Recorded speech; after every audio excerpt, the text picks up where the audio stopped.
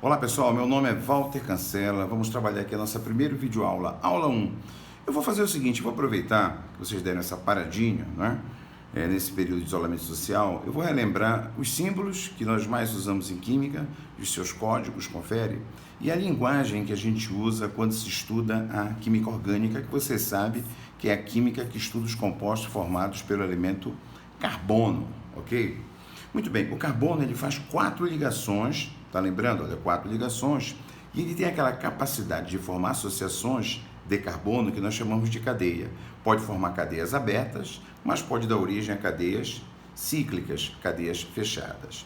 Essa aqui particularmente é uma cadeia muito importante, veja que ela tem 6 carbonos, confere? Ela é conhecida como núcleo benzênico. Teoricamente, você diz que nós temos uma alternância de dupla simples, dupla simples, dupla simples. Sempre que você propõe que uma cadeia tenha alternância de duplas e simples, você tem que entender que, na verdade, isso aqui é um modelo apenas teórico.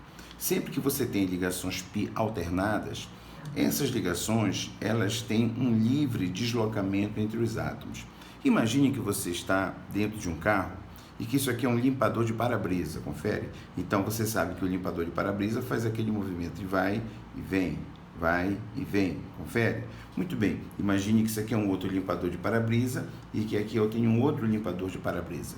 Então imagine agora que você tem uma sincronia, né? Nesse movimento dos limpadores de para-brisa, confere? Só que ao invés de fazer o movimento de vai e vem, ele pode, nesse caso, certas ligações π, elas se deslocam entre os carbonos. Então, de tal maneira que quando você tem esse núcleo chamado núcleo benzênico, você deve dizer que as ligações entre carbonos, elas são ligações ressonantes, elas são ligações deslocalizadas, ou você pode chamar também de ligações conjugadas. Então, por exemplo, se eu quero representar o núcleo benzênico, eu coloco os carbonos. Eu posso colocar ligações π do jeito que eu coloquei aqui, como se elas fossem ligações localizadas, porém eu devo lembrar sempre que esse modelo é teórico, porque na verdade as ligações π, elas são deslocalizadas. Então isso aqui indica que eu tenho ligações π deslocalizadas ou ressonância, ok? Deu para relembrar esse início? Então este aqui é o núcleo benzênico, ele aparece em muitas substâncias orgânicas, as substâncias que têm o elemento carbono, ok? Bem, vamos dar uma olhadinha no seguinte. Este aqui, ó, é o composto mais simples que tem o núcleo benzênico. Ele é conhecido como benzeno. Você lembrou? Cada vértice aqui do hexágono tem um carbono. Confere, ó. Eu tenho as ligações π deslocalizadas. E não esqueça que em cada carbono você tem o quê?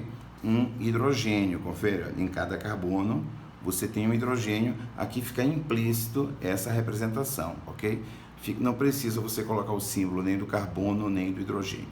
Se nós trocarmos um carbono por um nitrogênio, eu vou ter uma estrutura muito parecida com a do benzeno, confere? Porém, eu vou ter um composto chamado de piridina. Você não deve ficar preocupado em memorizar este nome, piridina. Este aqui sim, tá bom? Isso você precisa saber, benzeno. Note que a piridina tem uma estrutura semelhante à do benzeno. Por que eu estou falando de piridina? Você não precisa memorizar esse nome, tá bom? Quando você tem carbonos que são comuns a mais de um anel, como está acontecendo aqui, ó, a mais de um núcleo, você diz que esses carbonos são condensados, lembrou? Carbonos condensados são aqueles que pertencem simultaneamente a mais de um núcleo.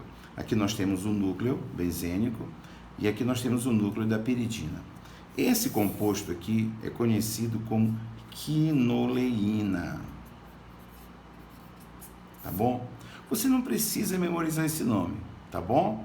Eu quero apenas que você entenda que eu tenho um núcleo benzênico e que esse aqui é benzeno, isso é importante que você saiba. Eu estou te apresentando aqui, sem necessidade de você memorizar, uma estrutura muito parecida com a do benzeno chamada de piridina. Isso aqui é quinoleína, tá bom? Muito bem. Esse composto aqui, ele é chamado de heterocíclico. O que é um composto heterocíclico? Você lembrou? Note, ele é cíclico, mas ele tem um heteroátomo. Portanto, ele é heterocíclico. Quinoleína, a piridina são compostos heterocíclicos. Você não precisa memorizar esse nome, esses nomes aí, certo?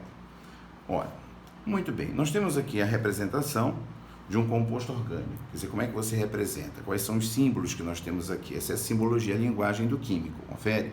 Note que aqui eu tenho, você não precisa memorizar, mas só para recordar bem aqui, olha, o núcleo da quinoleína, não é isso? Essa substância, ela tem sido falada bastante agora, nesse período de isolamento. Ela é conhecida como a cloroquina, por isso que eu estava falando da quinoleína. Na verdade, o que acontece? A quinoleína, ela está bem aqui, ó, é este núcleo heterocíclico, né? Este nome vem do fato de que ela foi extraída da quina. Quer dizer, os índios, na Amazônia, eles já usavam o chá da casca da quina para o tratamento da malária. Confere? Eles não sabiam que era malária, mas eles tomavam esse chá para que os índios, né, no caso os pajés, eles faziam esse chá para que as pessoas acometidas daquele problema, que eles não chamavam obviamente de malária, ficassem bons. Muito bem, após uma análise científica desse chá, percebeu-se que realmente ele tinha ação sobre a malária, no caso sobre o agente etiológico da malária, confere? E essa substância é conhecida como cloroquina. E houve agora uma corrida, né, às farmácias, porque estudos ainda muito incipientes, né, sobre o uso da cloroquina no combate ao coronavírus, né, no caso a doença conhecida como Covid-19. Mas são estudos ainda muito incipientes, não se tem ainda, né, estudos realmente que comprovam a relação custo-benefício do uso dessa medicação. Confere? O relato é que ele tem sido utilizado em pacientes praticamente onde você não pode fazer mais nada.